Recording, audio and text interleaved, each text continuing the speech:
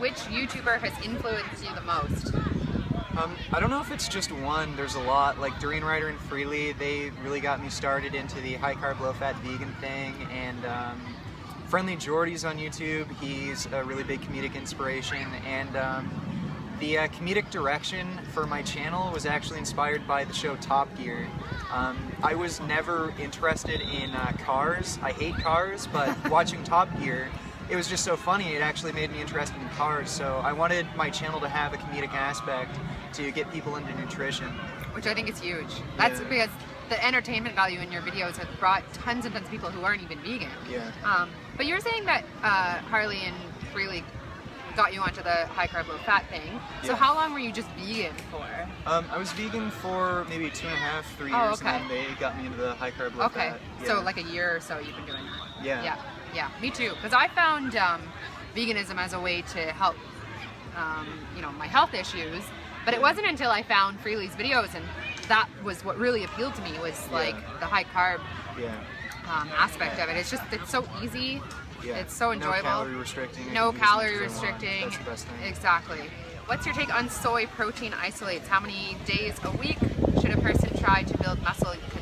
How many days a week a person trying to build muscle, how many days a week should they consume?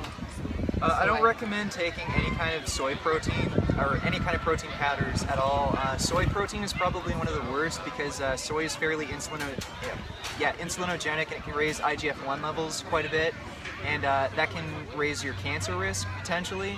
So I recommend staying away from any protein powders, especially soy. And if you want more protein in your diet, just eat whole foods.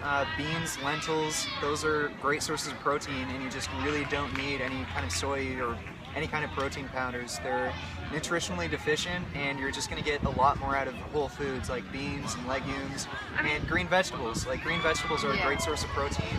They're really antioxidant rich, and you're going to get a lot more out of that from those whole foods. You can subsidize. I mean, you can eat some tofu. I saw something recently you're saying about tofu and how it has this bad rap.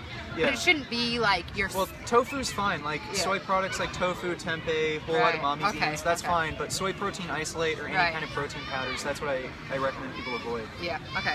What is your opinion, this is a hot topic right now, what is your opinion on calories in versus calories out? Your body and your metabolism is a lot more complicated than calories in, calories out. Yeah, if you restrict calories, you're going to lose weight. There's, no question there. But there's a lot of things working in combination that affect weight gain and weight loss. Your macronutrient ratio, fats are more easily stored as fat, carbohydrates, they're very easily burned and used by your body. So there's a huge variety of factors that we don't even really know yet that affect what makes you gain weight and lose weight. So calories in, calories out, yeah, it's kind of true. If you restrict calories, you're going to lose weight, but considering everything, the whole aspect of your nutrition and your lifestyle and doing things long term, you're not going to maybe sustain that weight loss long term if you just have this mindset of calories in, calories out. You have to just consider nutrition as a whole, what's good for your body and what's sustainable. I could not agree more. And I just don't think people even need to be thinking about calories. They just need it's this... Just eat the right foods that make you feel good, eat until you're full and satisfied, and eat until you have enough energy to do what you need to do in the day, and that'll be fine. Yeah, but also take some time to understand how much food you need to really be full, because I think there's a little bit of a disconnect between people who are... Well, especially when you go from a diet that's really high in meat and fat, when you go to the high carb, low fat vegan thing, the foods are very low in caloric density, so you need to eat a lot more.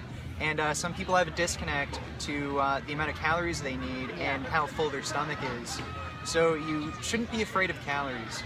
Thank you. Do you have any vegan friends in real life? At least one. I've got a few.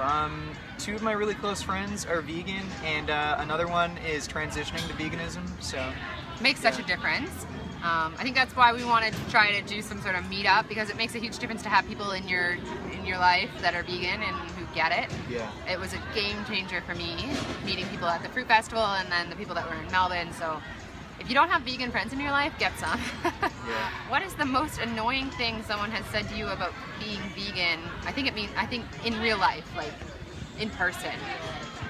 I don't know. Not too many people give me shit about it in person. I've heard a lot of annoying shit online, like you don't get enough protein and all that, or you're a pussy because you're vegan, but none of it really ever gets to me. And you know, I look really fit and muscular in real life. I don't think many people are going to come up to me and tell you say you're not getting enough protein. Yeah, so I don't really get too much shit in real life, but you know, online you hear everything.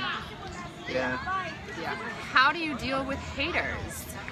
Oh, I just ignore them, or they're my entertainment, so I'll just, you know, turn the hate back on them, try and piss them off. Because I know if they're going to come out and waste their time trying to annoy me, they're the ones who are really annoyed, so, you know, they're already pissed off, so piss them off more. There's no need to get angry about it when they're already angry. What is your opinion on Raw Till 4 for athletes? Clearly, like you were saying, you mostly follow Raw Till 4. Yeah, I mostly follow Raw Till 4, but I think it is good if you have a really high activity level to eat more cooked foods throughout the day. Some people don't want to do that. They feel better eating more raw foods throughout the day, and that's fine. But you do see people like Durian Rider, they do have a lot of smoothies and add sugar and stuff to their smoothies, so it is hard to get in that calorie density on raw food. So, you know, see what you enjoy doing. You know, if you like the raw food thing and you're an athlete, then go for that. But I generally recommend having some cooked food like oatmeal or some rice throughout the day. Yeah. Do you have any insight on curing acne through a whole foods plant-based diet? Having a low-fat diet seems to be the best thing. That's what McDougall recommends. Yeah. When you eat fats and oils, it does go through your skin and it can clog up your pores. And other than that, just having good hygiene. Wash your face a few times a day and eat a low-fat diet, and that should really clear your skin up. But also understand that it takes time. Yeah, that too. You know, the skin thing, it's not something that happens overnight. Best plant-based diet for building muscle. We've kind of talked about this, but... There's not really any best diet for building muscle. It varies from person to person.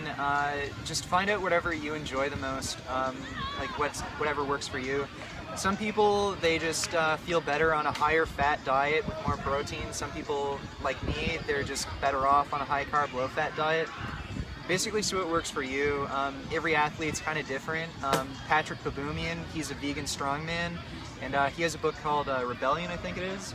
And he goes over what he eats, and you know what? What he eats made him how strong he is today. So, you know, different things work for different people. Yeah, totally. But high carb, low fat is definitely the right place to start, and then just adjust things within that, whether or not that's more raw, more starch. Yeah, start off with that. That's what I generally recommend because that's what seems to work for most people. So start off with low fat, high carb, and go from there. Do you ever feel like you can be a bit rude or insensitive in your videos? Again, I'm not asking this. I have no sense of social boundaries, and I just really don't even consider that. I just say whatever I want to say. Yeah. That's a good answer. No apologies needed. How can I heal a binge eating disorder? Well, with binge eating, you just have to make sure you eat enough every day and be consistent.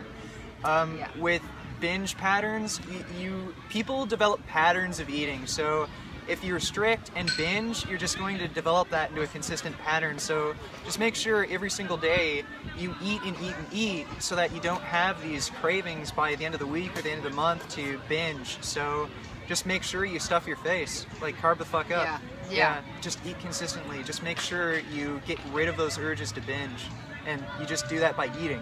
Yes, completely agree. And I think a lot of people that are, I'm not going to bash this whole intuitive eating thing, but I think a lot of people confuse that for maybe slightly under eating, and that's when binging happens, because especially over like 2-3 weeks, you're eating, you know, a little bit less than you should be at every meal, and that's just going to rebound down the road. You know, on the high carb, low fat diet, the food is very low in caloric density, so being full, it's kind of a gray area, like what is full? Yeah, you know what that's I mean? true, because full I can eat a few bananas and feel fine, but I haven't eaten enough, so I have to make sure my belly is like protruding to get enough. So you know, just make sure whenever you're doing things, I don't ever recommend really counting calories, but if you're getting into these binge patterns, then obviously you're not eating enough every day, because you wouldn't be getting into those binges if you were eating enough consistently. So obviously you need to up the calories if you're having a binge problem.